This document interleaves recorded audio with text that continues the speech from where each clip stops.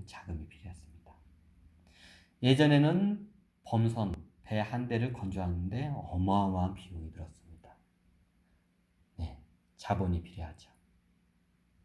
그리고 이 범선을 한번 인도나 중국에 갔다 오면 몇 년이 걸렸습니다. 그러면 가다가 선원들이 죽는 사례는 다반사했습니다. 왜냐하면 그때는 항해술이 그렇게 발달하지 않고 조선술도 발달하지 않았기 때문에. 그럼 배가 한번 예를 들어서 비단으로 한번 예를 들죠. 유럽에 있는 향신료를 하나? 향신료로 그냥 하죠, 그냥. 향신료가 뭐냐고요? 향신료가 그냥 이제 고춧가루. 뭐 이게 저기 소스 가루 있잖아요. 이 향신료. 옛날에 유럽 사람들은 고기나 뭐 이렇게 요리를 해 먹잖아요. 그냥 이런 맨탕 맛이 조미료나 뭐 이런 게 개념이 이렇게 맨탕 맛이어서 그냥 고기를 먹으면 그냥 구워 먹고 삶아 먹고 그 정도였어요. 근데 지금 우리는 어떻나요? 거기다 소스가 해가지고 막 맛깔나게 먹잖아요. 그게 향신료라고 생각하시면 돼요. 고기를 먹을 때 맛있을 먹을 수 있는 게 향신료. 쉽게 말하면 고춧가루. 아주 쉽게 말합니다.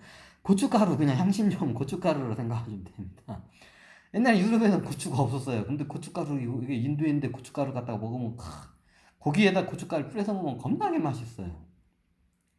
그래서 향신료를 한 푸대라고 하죠, 그냥. 한 푸대를 이걸 갖다가 인도에서 이게 유럽에다 팔면 이게 인도에서 뭐 이게 마진이 1000배 이상이 넘어요. 1000배 이상을 팔 수가 있었어요. 기록에 의하면. 최하 1000배.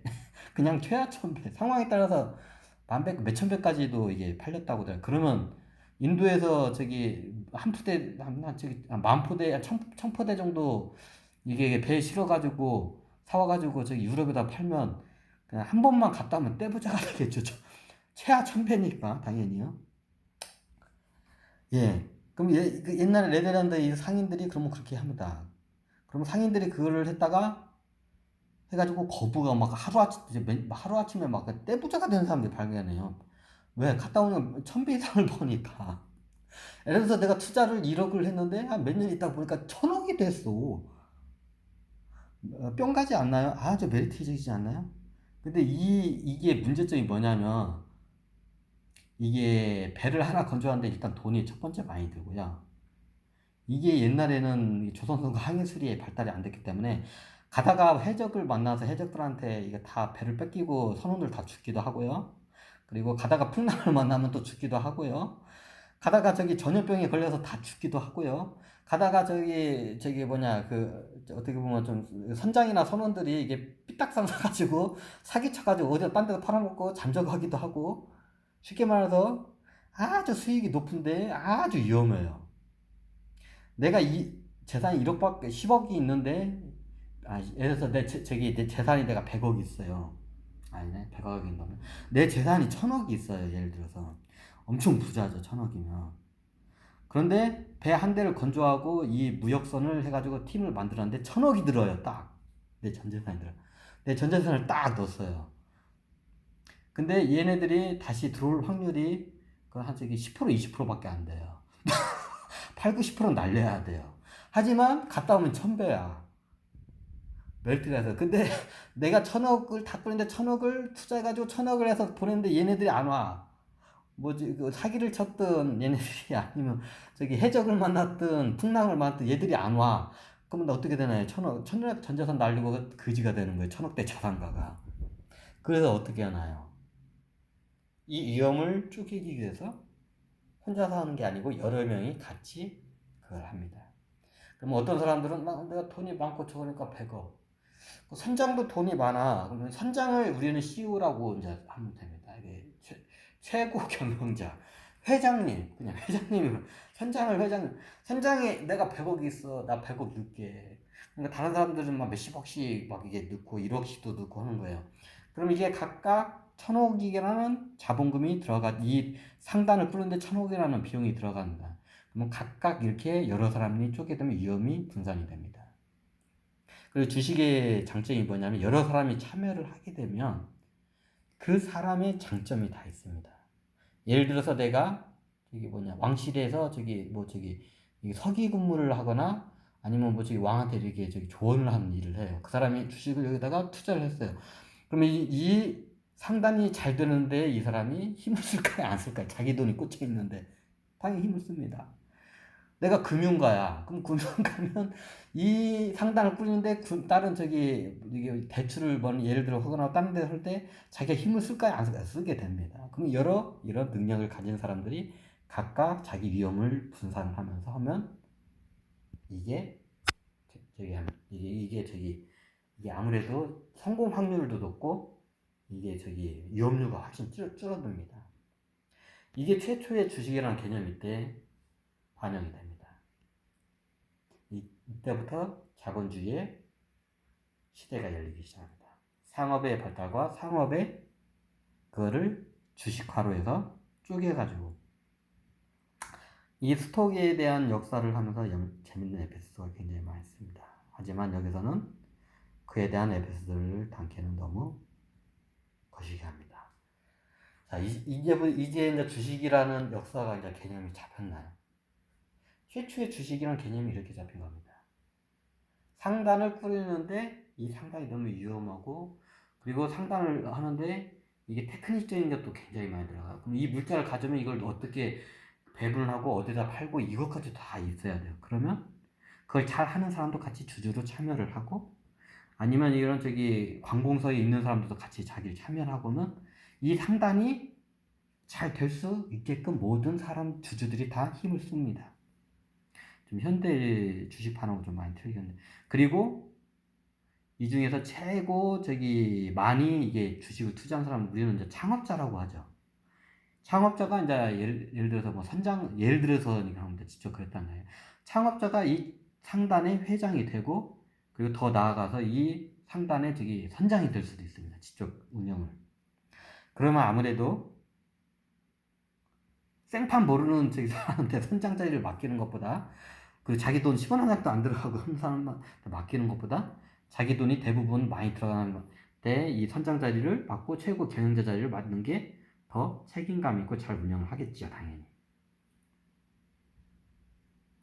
이렇게 해서 최초의 자본주의 금융화 시대인 스톡, 주식이란 개념이 이때부터 생깁니다. 원래 스톡은 그냥 물자입니다.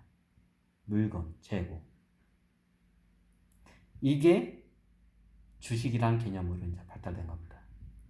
예를 들어서 이렇게 생각하시면 좋겠네요. 자, 이 상단이 갔어요. 인도에. 그 향신료를 1000포를 실 수가 있어요.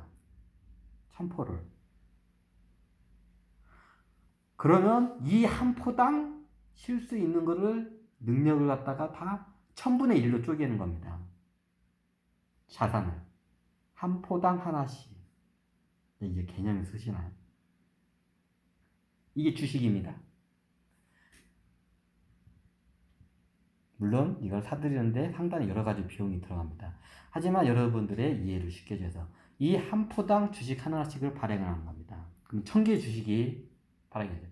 이 배가 한번 갔다 오면 1000개의 그 향신료 1000포를 가져올 수가 있습니다. 그럼 1000분의 1로 이거를 쪼갠 겁니다. 이 상단을. 그러면 나는 이 주식을 가서는 저 배에서 실어오는 저 향신료 한 포에 대한 권리를 갖고 있는 겁니다. 저기서 있을 때는 이게 지금 얼마 안 되지만 여기 유럽으로 들어오면 이 한 포가 몇천 배예요. 최하가 1000배예요, 그냥.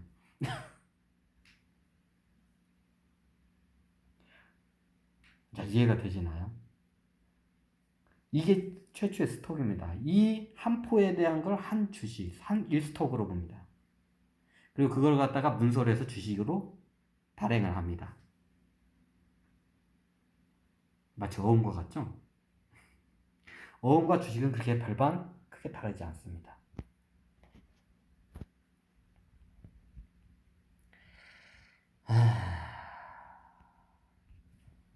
자, 여기서 네덜란드 상인회는 상업에 의해서 상업은 상인들의 그 무역 활동에 의해 그걸 상업입니다.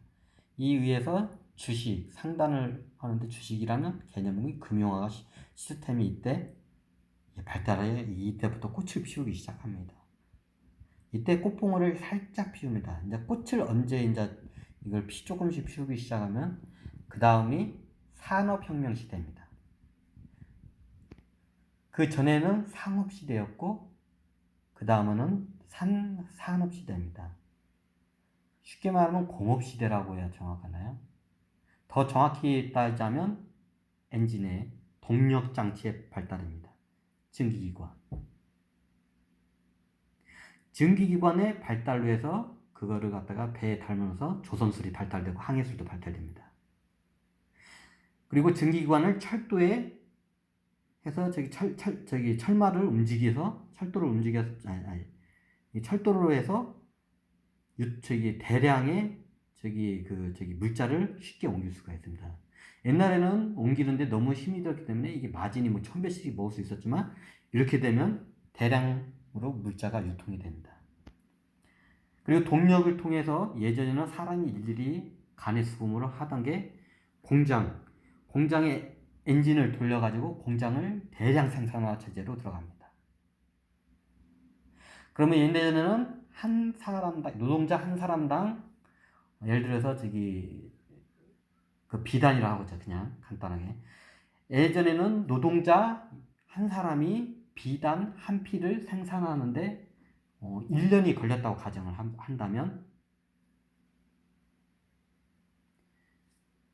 동력의 발달로 해서 노동자 한 명이 비단을 생산하는데 왜 비단을 하냐면 아까 그냥 여러분한테 비단이라고 하는 이유 원래 따지자면 양모 해가지고 저걸 해야 하는데 비단으로 제가 그냥 여러분들 이해를 쉽게 하기 위해서 예전에는 노동자 한 명이 비단 한 피를 짜는데 이 굉장히 시간이 1년이라는 시간이 걸려요. 그런데 동력의 발달로 해서 공장에서 비단을 만드는데 노동자 한 명당 한 피를 짜는데 하루도 안 걸려요. 자, 여러분이라면 만약에 노동자 한 명이 1년 동안 하는 그 간의 수공하면은 거기다가 투자를 하겠습니까? 아니면 노동자 한 명당 하루에 한 필을 한 필 이상을 만들어내는 공장에다 투자를 하겠습니까? 여기서부터 동력, 증기, 최초의 증기기관이죠. 증기기관이 공장을 돌리고 증기기관이 무역선에 장착돼서 무역선을 효율적으로 옮기고 증기기관이 철도에 탑재가 돼서 대량의 육로로 물자를 유통시킵니다. 이게 2차 스톡 시장의 폭발이라고 보시면 됩니다. 이게 정확히 따면 이게 2차 산업혁명으로 이때 이게 보시면 돼요. 1차 산업혁명은 상업의 발달, 무역의 발달이 1차 산업이고 2차 산업이 이것도 기존에 있던 사람은 이게 여러분들의 이해를 쉽게 하기 위해서 그냥 이렇게 정리를 한 겁니다. 기존에 있던 것과 좀 헷갈리지 않았으면 좋겠습니다. 자, 여기까지 간단하게 이제 설명드리겠습니다. 자, 이제 주식의 역사에 대해서 간단하게 설명드렸습니다. 네, 길고 긴 강의 들어주셔서 감사합니다. 감사합니다. 여기까지 주식의 역사였습니다.